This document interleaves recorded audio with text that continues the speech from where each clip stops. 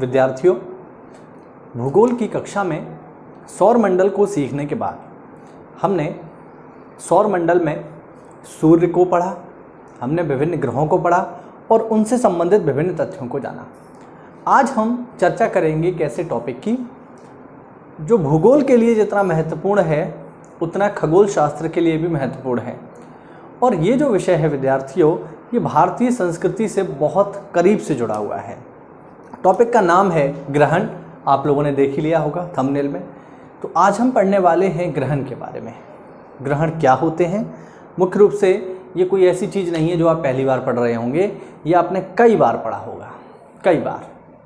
Class 6 से ही ये शुरू हो जाता है और अगर आप जितना हायर स्टडी करते जाओगे और उसमें एस्ट्रोनॉमी होगी तो ये आपको टॉपिक ज़रूर पढ़ने को मिलेगा। एग्ज़ाम में भी पूछा जाता है, इसलिए हम इसकी आज चर्चा करने वाले हैं। बात करें ग्रहण की, तो ग्रहण होता क्या है? ग्रहण शब्द से हम इसको शुरू करेंगे। विद्यार्थियों, ग्रहण का हिंदी में मतलब होता है छवि को कम कर देना। इंग्लिश में इसके लिए वर्ड इस्तेमाल होता है टर्निश। हिंदी में इसे हम कह सकते हैं कलंक। कलंक का मतलब है जो आपकी प्रतिष्ठा को कम कर दे, आपकी चमक को कम कर दे, उसे हम कहते हैं ग्रहण। कलंक लगा देना। यहां जो ग्रहण की बात हो रही है ये उन दो आकाशीय पिंडों से जुड़ा हुआ है जो मुख्य रूप से हमें आकाश में प्रकाशित दिखाई देते हैं, और वो दो पिंड हैं आपके सूर्य और चंद्रमा। तो जब ग्रहण की बात होती है तो ग्रहण केवल दो ही आकाशीय पिंडों पर लगता है, सूर्य पर एवं चंद्रमा पर। इसके अतिरिक्त ये किसी भी आकाशीय पिंड पर नहीं लगेगा। मंगल पर नहीं लगेगा, बुध पर नहीं लगेगा, पृथ्वी पर नहीं लगेगा, शनि पर नहीं लगेगा, किसी पर नहीं लगेगा। ग्रहण की जब बात आएगी तो ये लगेगा केवल सूर्य और चंद्रमा पर। ग्रहण का उल्लेख हमारे प्राचीन धर्म ग्रंथों में भी मिलता है। एक बड़ा ही फेमस, एक सुबह सुबह उठकर आपके स्कूलों में आपने ये पढ़ा होगा, एक श्लोक है जो आप लोगों ने खूब पढ़ा होगा, जिस श्लोक का नाम है ब्रह्मा मुरारी त्रिपुरांतकारी भानो शशि भूमि सुतो बुधश्च गुरुश्च शुक्रा शनि राहु केतवा गुरुवंत सर्वे ममसो प्रभातम। तो ये जो है आपने सुना होगा, खूब सुना होगा। अब इस मंत्र का इस मंत्र का भी इस टॉपिक से लेना देना है। कैसे लेना देना है कि इस एक मंत्र में संपूर्ण सोलार सिस्टम समाया हुआ है। शुरुआत होती है ब्रह्मा मुरारी। ब्रह्मा मतलब ब्रह्मांड को बनाने वाले, मुरारी इस ब्रह्मांड को चलाने वाले यानी भगवान विष्णु। ब्रह्मा मुरारी त्रिपुरांतकारी। त्रिपुरांत का मतलब है भगवान शिव जो इस ब्रह्मांड को नष्ट कर देंगे। आखिरकार हमारा ब्रह्मांड एक न एक दिन तो नष्ट होना ही है। हमारा सौरमंडल भी नष्ट होगा, सूर्य के द्वारा ही नष्ट होगा। तो इसका उल्लेख बाकायदा इस मंत्र में है। ब्रह्मा मुरारी त्रिपुरांतकारी भानु शशि। भानु मतलब सूर्य, शशि मतलब चंद्रमा। भानु शशि भूमि सुतो बुधश्च। भानु शशि भूमि सुतो बुधश्च, बुध की बात आ गई यहाँ पर। और गुरु यानी बृहस्पति, शुक्र यानी शुक्र, शनि यानी सैटर्न जो हमारा शनि ग्रह है, और राहु और केतु। इन दोनों को भी ग्रह माना गया है इस मंत्र के अंतर्गत। अब बाकी जो ग्रह हैं जो हमें दिख रहे हैं ये तो सब हमने पढ़ ही लिए हैं। हमने सूर्य को पढ़ लिया, हमने बुध को पढ़ लिया, हमने शुक्र को भी पढ़ लिया, सभी को पढ़ लिया। अब यहाँ पर प्रश्न उठता है कि ये दो ग्रह एक्स्ट्रा कहाँ से आ गए? कौन से? राहु और केतु। राहु और केतु का उल्लेख तो केवल इस मंत्र में ही है। भूगोल की कक्षा में राहु और केतु का क्या काम? लेकिन विद्यार्थियों, काम है। और जब हम ग्रहण को पढ़ते हैं तो ग्रहण लगाने वाले जो ग्रह माने जाते हैं वो राहु और केतु ही माने जाते हैं। राहु और केतु जो हैं ये क्या हैं? ये एक राक्षस के दो टुकड़े हैं। विद्यार्थियों से जुड़ी एक छोटी सी कहानी है जो मैं आपको सुना देता हूं। जब समुद्र मंथन हुआ, जब देव असुर युद्ध हुआ, तो एक और देवता हो गए, एक और असुर हो गए, भयानक युद्ध हुआ। अंत में फैसला हुआ कि ऐसा करते हैं, समुद्र को मथा जाएगा और उससे जो भी चीज़ें बाहर आएंगी उनको देवताओं और असुरों में बांट दिया जाएगा। तो शेषनाग की रस्सी बनाई गई, मंदराचल पर्वत को मथनी की तरह इस्तेमाल किया गया और भगवान विष्णु ने रूप लिया कच्छप अवतार का और उसकी पीठ पर रख करके समुद्र का मंथन किया गया, जिसमें से अमृत भी बाहर निकला। अमृत को जब बांटने की बारी आई तो देवता और असुर लड़ाई करने लगे।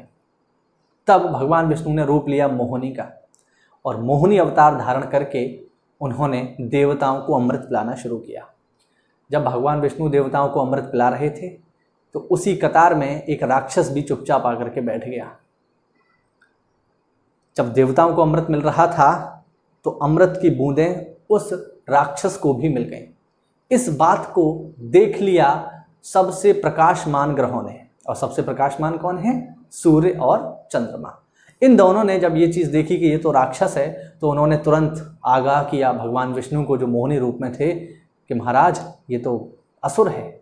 लेकिन तब तक वो जो अमृत था वो उसके अंदर जा चुका था, राक्षस के अंदर जा चुका था। और तभी भगवान विष्णु ने सुदर्शन चक्र चलाया और उसकी गर्दन को धड़ से अलग कर दिया। लेकिन विद्यार्थियों, राक्षस तो अमृत पी चुका था और यहीं से आपके वो जो राक्षस था उसके दो टुकड़े हो गए। पहला हो गया राहु और दूसरा हो गया केतु। ठीक, जब उसके टुकड़े हो गए तो पहला हो गया राहु और विद्यार्थियों दूसरा हो गया केतु। यहाँ पर जो उस राक्षस का सर था वो राहु कहलाया और जो धड़ था वो केतु कहलाया। ये एक छोटी सी कहानी थी जो इससे जुड़ी हुई थी। अब राहु और केतु जो है ग्रहण लगाने का कार्य करते हैं सूर्य और चंद्रमा पर। क्यों? क्योंकि सूर्य और चंद्रमा ने ही तो बताया था कि ये राक्षस है। सूर्य और चंद्रमा के कहने पर ही तो भगवान विष्णु ने सुदर्शन चक्र से गर्दन अलग कर दी थी। इसलिए राहु और केतु का भी महत्व है, भले आध्यात्मिक है और हम ये नहीं कह सकते कि इसका कोई साइंटिफिक रीज़न नहीं है। हम देख ही रहे हैं, हम इस मंत्र से पूरे सोलर सिस्टम की व्याख्या कर सकते हैं, मैं इस मंत्र से पूरे सोलर सिस्टम की व्याख्या कर सकता हूं, तो बिल्कुल ये पूरा साइंटिफिक है। तो ग्रहण जो लग रहा है ये उसका एक आध्यात्मिक पक्ष था जो हमने देखा, और ये केवल आध्यात्मिक नहीं है, ये पूरी तरह से वैज्ञानिक है जिसकी चर्चा अभी हमने की। अब इनको देखा जाए तो राहु केतु जो है ये भौतिक ग्रह नहीं है, ये अन्य ग्रहों की भांति नहीं है जो हमें देखते हैं, ये छाया ग्रह है। और वास्तविकता में अगर देखा जाए तो राहु और केतु ग्रह न होकर के स्थितियां हैं। राहु और केतु क्या हैं? स्थितियां। जब उन स्थितियों में पृथ्वी या चंद्रमा पहुंच जाते हैं तब ग्रहण की स्थिति उत्पन्न होती है। तो बेहतर यह होगा कि राहु केतु को स्थिति के तौर पर समझा जाए। वो स्थिति जब आ जाएगी तभी ग्रहण की अवस्था होगी, तभी ग्रहण लगेगा, चाहे सूर्य पर चाहे चंद्रमा पर। तो आज उन्हीं स्थितियों की हम चर्चा करने वाले हैं। चलिए, तो ग्रहण का मतलब आपको समझ में आया। ग्रहण का मतलब है चमक कम करना, और ग्रहण किस किस पर लगेगा ये हमने समझा। तो या तो सूर्य पर लगेगा या चंद्रमा पर लगेगा। क्यों लगेगा इसको भी हमने कहानी के माध्यम से समझा। अन्य किसी ग्रह पर ग्रहण की घटना नहीं होती है, ध्यान रखेंगे। अब हम यहाँ पर एक एक करके चर्चा करेंगे कि ग्रहण क्या है। तो देखो भाई, पहले हम डिस्कस करेंगे यहाँ पर सूर्य ग्रहण को। सबसे पहले हम चर्चा करेंगे यहाँ पर सूर्य ग्रहण की। ये जो आप डायग्राम देख रहे हैं ये डायग्राम है सूर्य ग्रहण का, जिसे इंग्लिश में कहते हैं सोलार इक्लिप्स। ये है सोलार इक्लिप्स। आज हम जानेंगे कि सोलार इक्लिप्स कैसे होता है। तो विद्यार्थियों, ग्रहण के बारे में पहले आप एक कॉमन चीज जान लीजिए। चाहे ग्रहण हो सूर्य का, चाहे ग्रहण हो चंद्रमा का, यानी चाहे सोलार इक्लिप्स हो चाहे लूनार इक्लिप्स हो, दोनों के बारे में एक कॉमन चीज है। और कॉमन चीज विद्यार्थियों ये है कि ग्रहण जो परिणाम है, अगर कभी पूछे ग्रहण किस घटना का परिणाम है, क्यों होता है, तो विद्यार्थियों ग्रहण जो परिणाम है वो है पृथ्वी और चंद्रमा की गति का। ध्यान रखना, पृथ्वी और चंद्रमा की गति का परिणाम है ग्रहण। अगर हमारे पास चंद्रमा नहीं होता, बहुत से ग्रहों के पास चंद्रमा नहीं है, बुध के पास चंद्रमा नहीं है, शुक्र के पास भी चंद्रमा नहीं है, तो इन ग्रहों पर ग्रहण जैसी घटनाएं नहीं हो सकती। तो ग्रहण जो परिणाम है विद्यार्थियों वो है चंद्रमा और पृथ्वी की घूर्णन गति का। ध्यान रखना, हमेशा हमेशा ध्यान रखना इस बात को कि ये परिणाम है किसका? ये परिणाम है विद्यार्थियों पृथ्वी और चंद्रमा की घूर्णन गति का। सूर्य का या सूर्य की घूर्णन गति का ग्रहण में कोई खास योगदान नहीं होता है।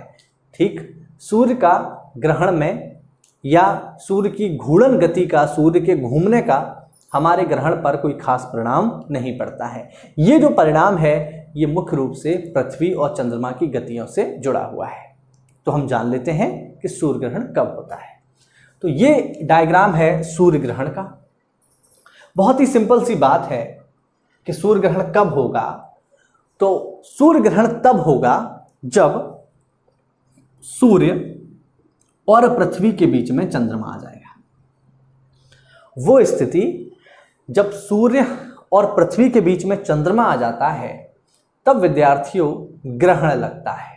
किस पर? सूर्य पर। क्यों लगता है तो जरा समझते हैं इसको।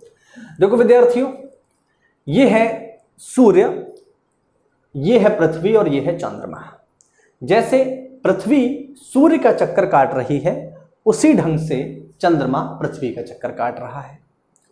अब जब ये चक्कर काटता हुआ इस अवस्था में पहुंचता है, जब ये चक्कर काटता हुआ इस अवस्था में पहुंच जाता है, यानी वो स्थिति जब सूर्य, चंद्रमा और पृथ्वी एक सीध में आ जाए, जब ये स्थिति हो जाए, जब चंद्रमा चक्कर काटता हुआ सूर्य पृथ्वी के बीच में आ जाए, तब क्या होगा? तब होगा विद्यार्थियों ये कि सूर्य से आने वाला जो प्रकाश है, सूर्य से आने वाला जो प्रकाश है उसको चंद्रमा अवरुद्ध कर देगा। बिल्कुल कर देगा, क्योंकि रास्ते में पड़ गया। और जब अवरुद्ध कर देगा तो मुख्य रूप से इस क्षेत्र में, ये जो पॉइंट आप देख रहे हैं, इस क्षेत्र के लोगों को ऐसा महसूस होगा कि चंद्रमा ने सूर्य को ढक लिया है। और यहां से देखे जाने पर आपको महसूस होगा कि पूरा का पूरा सूर्य ढक लिया गया है चंद्रमा के द्वारा। तो क्या होगा? होगा ये कि इस हिस्से पर सूर्य की पड़ने वाली चमक जो है वो कम हो जाएगी, और कम हो जाएगी तो हम इसे क्या कहेंगे? ये ग्रहण लग गया। किस पर? सूर्य पर, क्योंकि सूर्य की चमक कम हो गई। लेकिन विद्यार्थियों, क्या वास्तविकता में चंद्रमा सूर्य को ढक लेता है? भाई, धरती से देखने पर तो आपको ऐसा ही महसूस होगा। यदि आप यहां से देखेंगे, अभी 21 जून की घटना थी, सब लोगों ने देखी होगी, डायरेक्टली नहीं देखी होगी तो टीवी पर देखी होगी। 21 जून 2020 को बहुत बड़ा सूर्य ग्रहण था। आप लोगों ने वो घटना देखी होगी, टीवी में आपने देखा भी होगा कि ऐसा प्रतीत हुआ कि जैसे चंद्रमा ने सूर्य को ढक लिया। तो विद्यार्थियों, क्या वास्तविकता में ऐसा होता है कि हमारा चंद्रमा सूर्य को ढक लेता है? तो विद्यार्थियों, इसका जवाब है नहीं। ऐसा संभव ही नहीं है कि चंद्रमा सूर्य को ढक ले, क्योंकि सूर्य तो बहुत विशाल है। हमारी पृथ्वी से ही 13 लाख गुना बड़ा है सूर्य, और चंद्रमा तो हमसे भी छोटा है। तो ये संभव नहीं है। फिर ऐसा क्यों महसूस होता है कि ढक लिया? तो विद्यार्थियों, इसका कारण है दूरी। अब हम एक यहाँ छोटा सा एक्सपेरिमेंट करेंगे, उसको आप इमेजिन कीजिएगा तो आपको समझ में आ जाएगा कि आखिरकार ऐसा क्यों लगता है कि इसको ढक लिया गया है। तो विद्यार्थियों, आप इमेजिन करो कि आप एक लंबे से घास के मैदान में हो, बहुत लंबा सा घास का मैदान है, आप वहां खड़े हुए हो, दूर दूर तक हरियाली आपको दिखाई दे रही है, और बहुत दूर उस मैदान में आपको एक टावर दिखाई दे रहा है। बहुत दूर आपको इस मैदान में एक टावर दिखाई दे रहा है। अब आप क्या करेंगे? उस टावर को जब आप देखेंगे और आप उस टावर को गायब करना चाहो तो आप क्या कर सकते हो? अपने आंख के आगे एक उंगली लगाओ, टावर गायब हो जाएगा। ऐसा आपने महसूस किया होगा। बहुत दूर कोई चीज़ है और आप उसे गायब करना चाहें तो आप एक उंगली की सहायता से ही उसको गायब कर सकते हैं, वो आपको दिखाई नहीं देगी। ताजमहल पर लोग इस तरीके से फ़ोटो खिंचाते हैं। ये तो फोटो आप लोगों ने देखे होंगे ताजमहल पर इस तरीके से। तो क्या वो व्यक्ति जो फोटो खिंचा रहा है वो ताजमहल से भी ज़्यादा विशाल है क्या? ताजमहल से बड़ा है जो उसने ताजमहल को ढक लिया है? या ताजमहल इतना छोटा है क्या कि इस व्यक्ति के हाथों के नीचे आ गया? दोनों में से कोई स्थिति नहीं है। ना तो वो व्यक्ति इतना बड़ा है, ना ही ताजमहल इतना छोटा है, लेकिन फिर भी दृष्टि भ्रम है। ये दृष्टि भ्रम है। वही स्थिति सूर्य ग्रहण में भी होती है। आप इमेजिन कीजिए, ये आपकी आंख है, ये आपकी उंगली है, और ये है बड़ा टीवी टावर जो आपने अपनी उंगली से ढक रखा है। तो वास्तविकता में होता यह है कि चंद्रमा सूर्य को नहीं ढकता है, बल्कि ये आपकी आंख तक आने वाले प्रकाश को रोकता है। ये तो संभव ही नहीं है कि चंद्रमा सूर्य को ढक ले, ये तो बहुत बड़ी बात हो जाएगी। बहुत छोटा सा है चंद्रमा, बहुत ही छोटा सा है।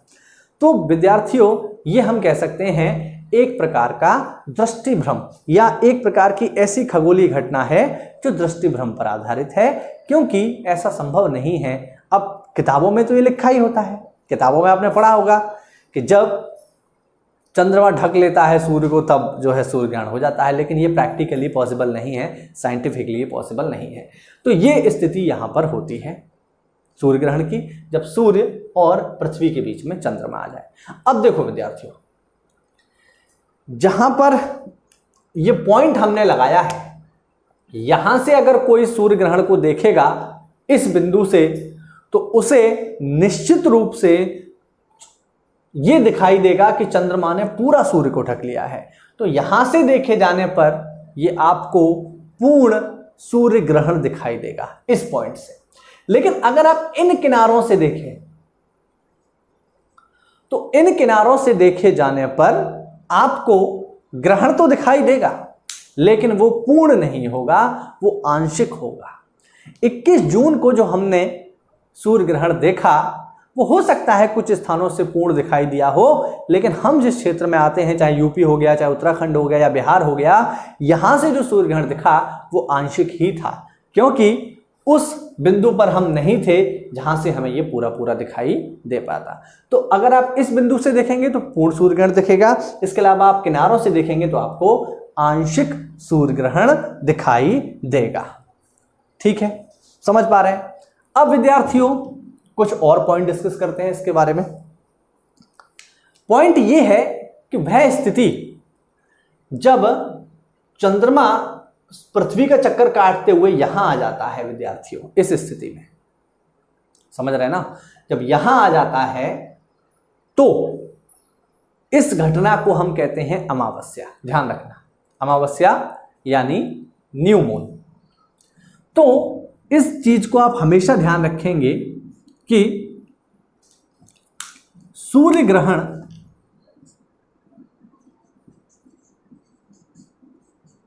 सदैव अमावस्या को होता है।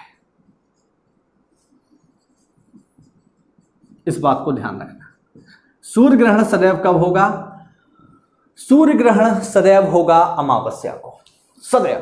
क्यों होगा? इसलिए होगा विद्यार्थियों कि आप ही मुझे बताइए कि अमावस्या की स्थिति में क्या होता है कि सूर्य के हमें चंद्रमा दिखता नहीं है। तो बिल्कुल आप ही मुझे बताइए, इतना बड़ा सूर्य प्रकाशमान है, अब चंद्रमा बिल्कुल इसके सामने है, तो अगर कोई बहुत बड़ी एक फोकस लाइट लगी हुई है, उसके आगे अगर कोई थोड़ी छोटी सी तीली जलाए तो क्या वो तीली आपको दिखाई देगी? वो नहीं दिखाई देगी। वही स्थिति यहाँ पर है। ये बहुत बड़ी लाइट है, इसके सामने इसका प्रकाश बहुत छोटा है, इसलिए दिखता नहीं है, इसीलिए हम कहेंगे ये अमावस्या है। जब हमें चंद्रमा दिखाई नहीं देता है रात में, तो अमावस्या है। तो ध्यान रखेंगे, सूर्य ग्रहण सदैव होता है विद्यार्थियों अमावस्या को। अमावस्या को ही सदैव सूर्य ग्रहण होगा, ये बात जांची परखी है। अभी हम चर्चा करेंगे कि आखिरकार हर अमावस्या को सूर्य ग्रहण क्यों नहीं होता, इसकी हम चर्चा करेंगे, अभी जानेंगे इसको।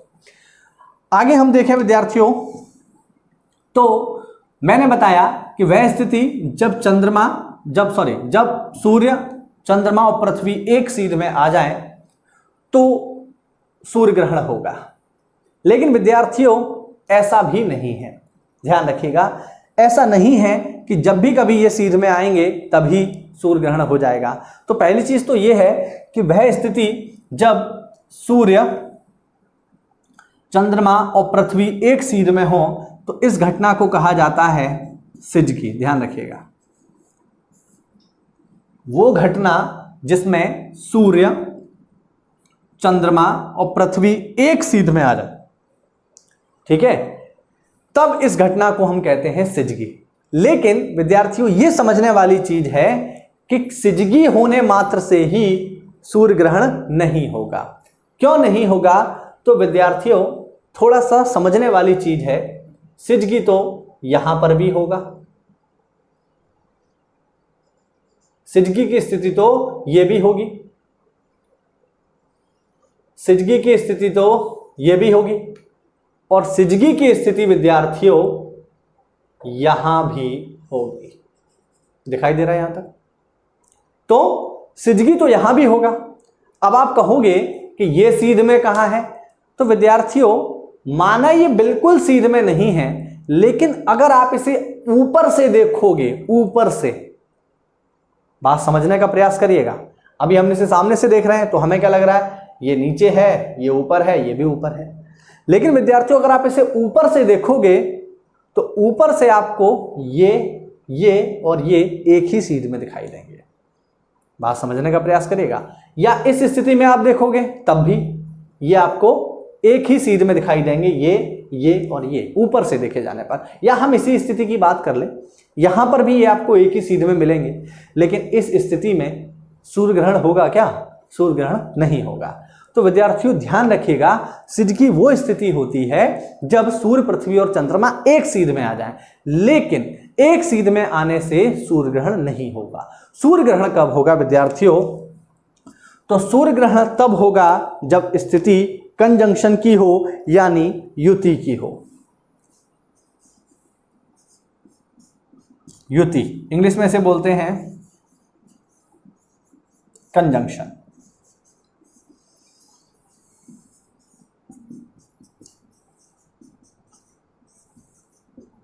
तो विद्यार्थियों अगर पेपर में सवाल आया कि बताइए सूर्य ग्रहण किस स्थिति में होगा, और किताबों में साफ साफ सिजगी शब्द दिया हुआ है कि सिजगी की स्थिति में होता है, लेकिन आयोग इस बात को जानता है कि सही जवाब इसका क्या है।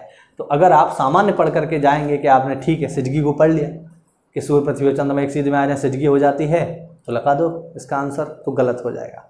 ध्यान रखना सिजगी की स्थिति ये सभी हैं, लेकिन हमें एक चुनना होगा सही जवाब। तो ध्यान रखेंगे सिजगी कहीं ना कहीं ठीक है, ये बात सच है, लेकिन इसका सही 100% सही जवाब होगा युति। युति वो स्थिति होती है जब सूर्य, चंद्रमा और पृथ्वी एक रैखिक सीध में हो, एक लीनियर पोजीशन में हो। यानी लीनियर मतलब बिल्कुल आमने सामने, जैसे यहां है। बात समझ पा रहे हैं? ठीक, तो ये वाली कंडीशन जो फर्स्ट कंडीशन है, ये है विद्यार्थियों कंजंक्शन की स्थिति, ये है युति की स्थिति, ना कि अन्य। बात समझ पा रहे हैं? ये वाली ये भले सामने है कहीं ना कहीं, लेकिन ये केवल ये वाली कंडीशन ही है विद्यार्थियों कंजंक्शन। तो सूर्य ग्रहण सिजगी की स्थिति में हर बार नहीं होगा। सूर्य ग्रहण कब होगा? जब स्थिति हो युति की। युति क्या है? कंजंक्शन। कंजंक्शन क्या है? जब सूर्य, चंद्रमा और पृथ्वी एक रैखिक सीध में हो, बिल्कुल आमने सामने हो, तब होगा विद्यार्थियों सूर्य ग्रहण। ठीक, अब हम देखें यहां पर सूर्य ग्रहण की अवधि। अब हम देखें सूर्य ग्रहण की अवधि कि आखिरकार कितने समय तक सूर्य ग्रहण रहता है। तो विद्यार्थियों इसकी अगर अवधि की हम बात करें कि आखिरकार इसका टाइम कितना रहता है, कितने समय तक ये रहता है, तो विद्यार्थियों इसकी अवधि है अधिकतम 7.5 मिनट। ध्यान रखिएगा, एक सूर्य ग्रहण अधिकतम 7.5 मिनट तक रह सकता है, और ये जो 7.5 मिनट बात हो रही है ये पूर्ण सूर्य ग्रहण की हो रही है।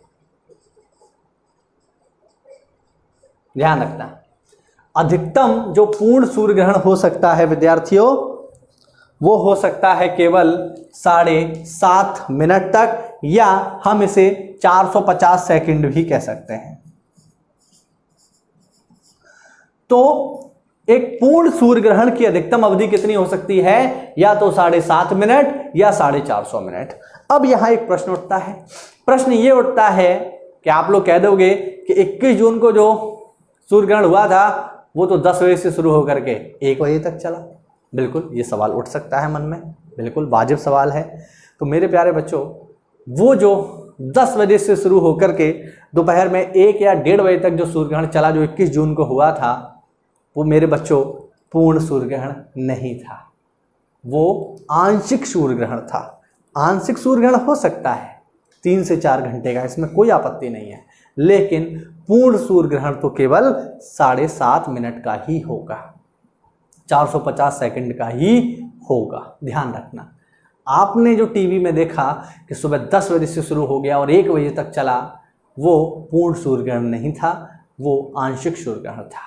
आंशिक सूर्य ग्रहण तो यहाँ से शुरू हो जाएगा और यहाँ से शुरू होकर के फिर वो पूर्ण तक पहुँचेगा और फिर से आंशिक हो जाएगा, तो उसकी अवधि तो यहाँ से लगाकर यहाँ तक हो जाएगी, पूरी 3 से 4 घंटे की हो सकती है। लेकिन ये वाली कंडीशन तो 7.5 मिनट से ज़्यादा होगी ही नहीं, ध्यान रखिएगा।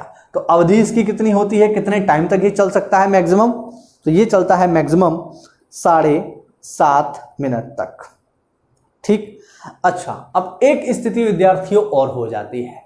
वो स्थिति क्या हो जाती है कि जब सूर्य ग्रहण होता है, जब सूर्य ग्रहण होता है तो लोगों से कहा जाता है घर से बाहर ना निकलिए।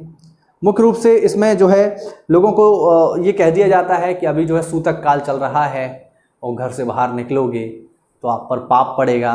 लोग अपने घरों को गेरुआ से पोत लेते हैं, गेरुआ ठंडा होता है, जो उनके जानवर होते हैं उनके ऊपर गेरुआ के थापे लगा दिए जाते हैं और लोग घर पर ही रहते हैं, भजन कीर्तन करते हैं। इसके पीछे क्या लॉजिक है? तो विद्यार्थियों, इसके पीछे भी साइंस है। साइंस ये है कि जब सूर्य ग्रहण की स्थिति होती है तो हमें प्रकाश सूर्य के जो वर्णमंडल होता है या जो सूर्य का जो फोटोस्फीयर है वहां से नहीं मिलता है, जो वर्णमंडल से प्रकाश होता है वहां से नहीं मिलता है। हमें प्रकाश मिलता है सूर्य के किनारों से। बात समझ पा रहे हैं? क्योंकि यहां पर तो ढक ही लिया है, जो सामने से किरणें आ रही हैं उनको तो ढक लिया है। तो सूर्य ग्रहण के समय जो हमें सूर्य के प्रकाश की प्राप्ति होती है वो किनारों से होती है, सूर्य के किनारे वाले हिस्सों से। और किनारे वाले हिस्सों से जब सूर्य के प्रकाश की प्राप्ति होती है तो उन हिस्सों में यूवी रेज, एक्स रेज और गामा रेज की मात्रा बहुत ज़्यादा होती है। इसको हमने सूर्य के इंटरनल स्ट्रक्चर में पढ़ लिया था और जब हमने सूर्य का वायुमंडल डिस्कस किया था तब भी मैंने ये बात आपको समझाई थी। मैंने आपको बताया था कि जो क्रोमोस्फीयर होता है विद्यार्थियों, उसमें से एक्सरे और गामा रेज उत्सर्जित होते हैं। यह बात हमने डिस्कस यहाँ पर कर ली थी। तो अब जब जो क्रोमोस्फीयर है वहाँ से जब हमें प्रकाश मिल रहा है तो क्या होगा, तो उसमें एक्सरे, गामा रे और यूवी रेज की मात्रा बहुत ज़्यादा होगी।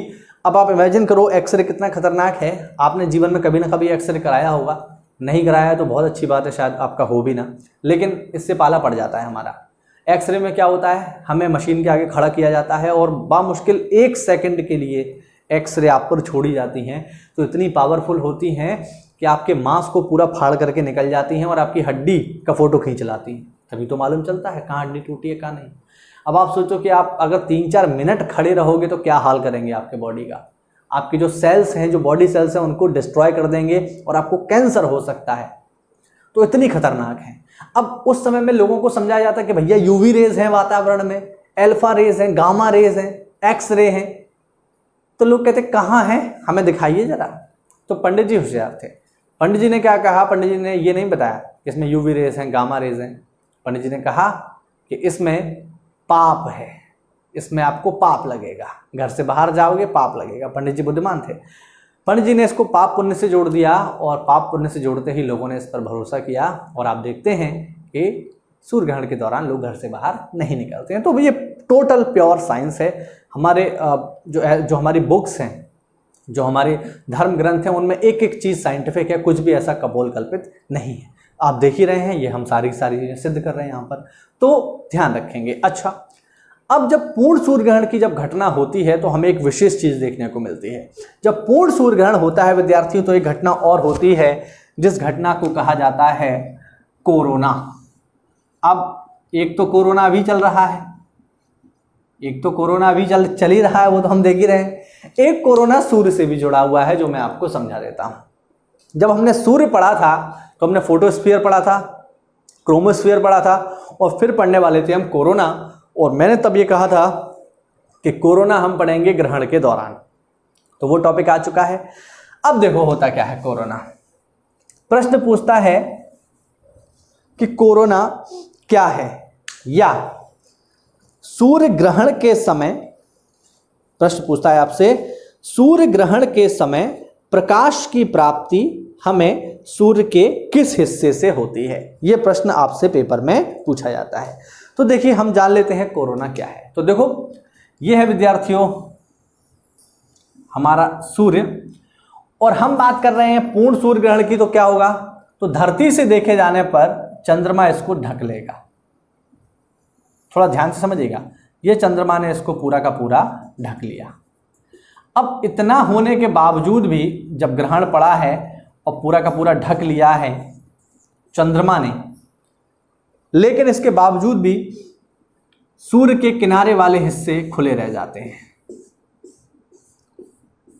ठीक, इतना होने के बावजूद भी सूर्य के जो किनारे वाले हिस्से हैं वो खुले रह जाते हैं, और ऐसा नहीं होता कि सूर्य ग्रहण के समय बिल्कुल अंधेरा छा जाए, ऐसा नहीं होता। ऐसा इसलिए नहीं होता कि कितना भी सूर्य ग्रहण हो, सूर्य पूरा कभी नहीं ढकेगा, और सूर्य ग्रहण के समय ये किनारे वाले जो हिस्से हैं यहाँ से हमें प्रकाश की प्राप्ति होती है। और विद्यार्थियों सूर्य ग्रहण के समय दिखाई देने वाले सूर्य के चमकीले हिस्से को देखिए, एक तो पूरा अंदर का तो ढक ही गया, ठीक है, ये तो अंदर का ढक ही गया। ये जो बाहर वाला हिस्सा जो रह जाता है, ये बाहर वाला हिस्सा, ये इस हिस्से से हमें प्रकाश मिलता है, और इसी हिस्से को कहा जाता है विद्यार्थियों कोरोना। ध्यान रखना, तो कोरोना क्या है, सूर्य ग्रहण के समय दिखाई देने वाला सूर्य का चमकीला भाग। ठीक है, ध्यान रखेंगे, सूर्य ग्रहण के समय दिखाई देने वाला सूर्य का चमकीला भाग क्या कहलाता है, कोरोना कहलाता है, कोरोना सन। इसके अतिरिक्त प्रश्न ये भी पूछता है कि सूर्य ग्रहण के समय हमें प्रकाश की प्राप्ति सूर्य के किस हिस्से से होती है, तो भी जवाब क्या आएगा, तो भी जवाब कोरोना ही आएगा। तो ये कुछ महत्वपूर्ण तथ्य थे जो कि जुड़े हुए थे विद्यार्थियों किससे, सूर्य ग्रहण से, जिसको हमने डिस्कस किया। और विद्यार्थियों जब कोरोना की स्थिति होती है, जब कोरोना की स्थिति होती है तो कोरोना की स्थिति के दौरान एक विशेष घटना होती है।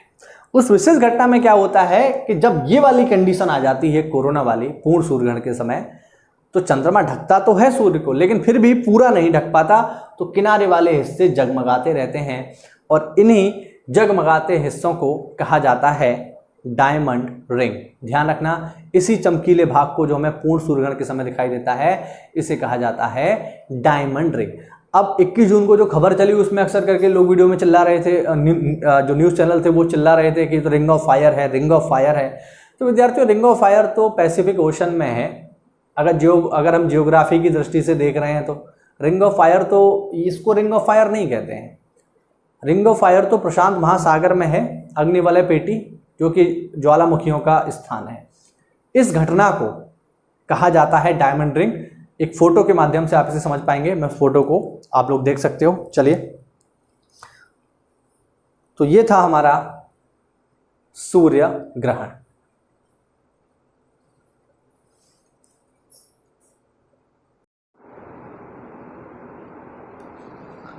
सूर्य ग्रहण को सीखने के बाद चलिए अब हम देखते हैं चंद्र ग्रहण को। देखिए बेसिकली जो कॉन्सेप्ट है वो सेम है। अगर आपको ग्रहण समझ में आ रहे हैं तो चाहे सूर्य हो अथवा चंद्र हो, दोनों एक जैसे ही हैं, बस लोकेशन का थोड़ा सा अंतर आ जाता है, वो भी चंद्रमा की। बाकी चीज़ें तो सेम ही रहती हैं देखा जाए तो सूर्य ग्रहण में हमने क्या देखा, सूर्य ग्रहण में विद्यार्थियों हमने देखा कि सूर्य और पृथ्वी के बीच में चंद्रमा आ रहा था। अब हम देखेंगे चंद्र ग्रहण यानी लूनार इक्लिप्स। तो लूनार इक्लिप्स में क्या होगा यहाँ पर कि सूर्य और पृथ्वी, मतलब सूर्य और चंद्रमा के बीच में पृथ्वी आ जाएगी, बस हो। बहुत ही सिंपल चीज़ है, इसमें कुछ भी नहीं है, ठीक है। पृथ्वी तो मतलब चंद्रमा तो घूम ही रहा है, तो जब घूमता हुआ यहाँ आ जाएगा तो सूर्य ग्रहण कर देगा, और घूमता हुआ पृथ्वी के पीछे पहुँच जाएगा तो खुद को ग्रहण लगा लेगा यानी चंद्र ग्रहण हो जाएगा। बहुत ही सिंपल कॉन्सेप्ट है, बेसिकली आधारित है चंद्रमा की गति पर। तो चंद्रमा जब पृथ्वी के आगे होगा सूर्य की ओर तो हो जाएगा सूर्य ग्रहण, और सूर्य से पीछे की ओर होगा तो हो जाएगा चंद्र ग्रहण। तो ये घूमता हुआ अब कहाँ पहुँच गया है विद्यार्थियों, ये जो है घूमता हुआ पहुँच गया है कहाँ, ये घूमता हुआ पहुँच गया है, ये जो है घूमता हुआ पहुँच गया है पृथ्वी के पीछे।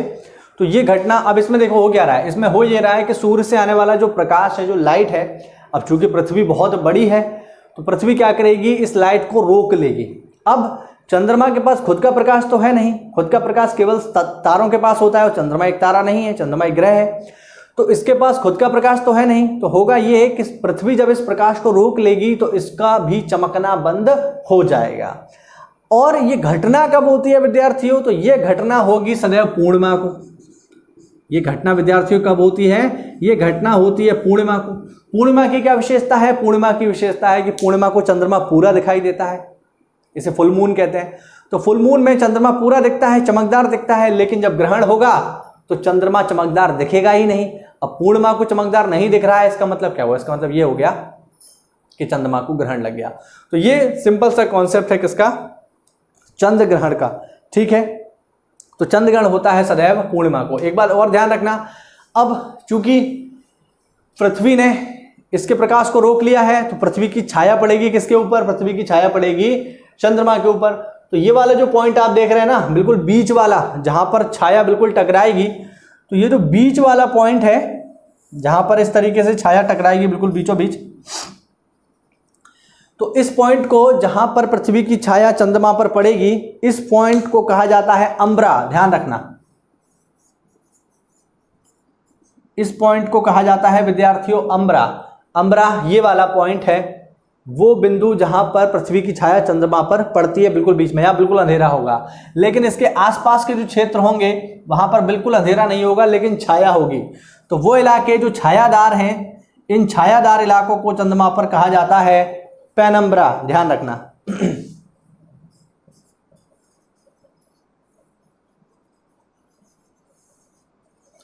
इन्हें कहा जाता है पेनम्ब्रा। और वो इलाका जहां पर बिल्कुल छाया बनेगी, बिल्कुल बिल्कुल बीच में जो काला काला बिंदु बनेगा, जहां पर छाया की वजह से बिल्कुल अंधेरा हिस्सा, इसे कहेंगे अम्बरा। और इसके किनारे वाले छायादार हिस्सों को चंद्रमा पर कहा जाता है पेनम्ब्रा। तो ये है अम्बरा और पेनम्ब्रा। अवधि की बात करें तो कितने घंटे तक ये रहता है, ठीक है। अच्छा, एक यहाँ पर स्थिति और देख लेते हैं।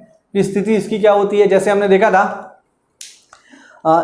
देखा था विद्यार्थियों कि जो सूर्य ग्रहण होता है उसकी जो स्थिति होती है वो क्या होती है, उसकी स्थिति होती है ऋतु की, है ना। जब ऋतु होता है तब होता है आपका सूर्य ग्रहण। इसका मतलब क्या है, जब चंद्रमा, पृथ्वी और सूर्य एक लीनियर पोजीशन में आ जाए, जिसे हम कहते हैं युति। बात करें चंद्र ग्रहण की, तो चंद्र ग्रहण जो विद्यार्थियों लगेगा वो लगेगा वियुति में, वियुति। ध्यान रखिएगा, सूर्य ग्रहण युति और चंद्र ग्रहण वियुति। ध्यान रखिएगा, वियुति क्या स्थिति है, जब सूर्य और चंद्रमा के मध्य पृथ्वी होती है। युति की स्थिति क्या थी, जो आपकी युति थी उसकी स्थिति थी चंद्रमा और पृथ्वी के बीच में, सूर्य और पृथ्वी के बीच में चंद्रमा। और जो वियुति है इसकी स्थिति होती है सूर्य, अर्थ और मून। तो ध्यान रखना, युति और वियुति की स्थिति विद्यार्थियों क्या है। तो युति की स्थिति होती है सूर्य ग्रहण के समय, जब सूर्य और पृथ्वी के बीच में चंद्रमा आता है। और चंद्र ग्रहण की स्थिति होती है जब सूर्य और चंद्रमा के बीच में पृथ्वी आती है। इसको नाम देते हैं हम लोग वियुति। तो ये कुछ बेसिक से कॉन्सेप्ट थे जो इससे जुड़े हुए थे, ठीक है। तो ये था हमारा चंद्र ग्रहण अथवा सूर्य ग्रहण। अच्छा, इसका समय भी हम देख लेते हैं। समय इसका कितना है, समय कि कितने समय तक चंद्र ग्रहण रहता है। तो भैया चंद्र ग्रहण की जो अवधि होती है वो होती है 3 से 4 घंटे। इसकी अवधि होती है विद्यार्थियों 3 से 4 घंटे। अब ऐसा क्यों, सूर्य ग्रहण केवल 7.5 मिनट का और चंद्र ग्रहण 3 से 4 घंटे का। तो उसका कारण है पृथ्वी और चंद्रमा का रोटेशन। विद्यार्थियों थोड़ा समझने वाला टॉपिक है ये, है ना। इसका कारण है पृथ्वी और चंद्रमा का रोटेशन। देखो भाई, एक डायग्राम से हम इसको समझते हैं कि आखिरकार ये अंतर क्यों है। कि चंद्र ग्रहण जो है वो 3 से 4 घंटे का है, जबकि सूर्य ग्रहण जो है केवल 7.5 मिनट का है। तो देखो, ये है हो गया हमारा सूर्य, ये हो गई हमारी अर्थ, और अर्थ के चारों ओर चक्कर लगा रहा है, ये है हमारा चंद्रमा। तो देखो होता क्या है भाई, हमारी अर्थ भी घूम रही है सूर्य के चारों ओर और चंद्रमा घूम रहा है अर्थ के चारों ओर। ठीक, इसके अलावा अर्थ जो है वो रोटेशन कर रही है अपनी धुरी पर, इस दिशा से इस दिशा की ओर।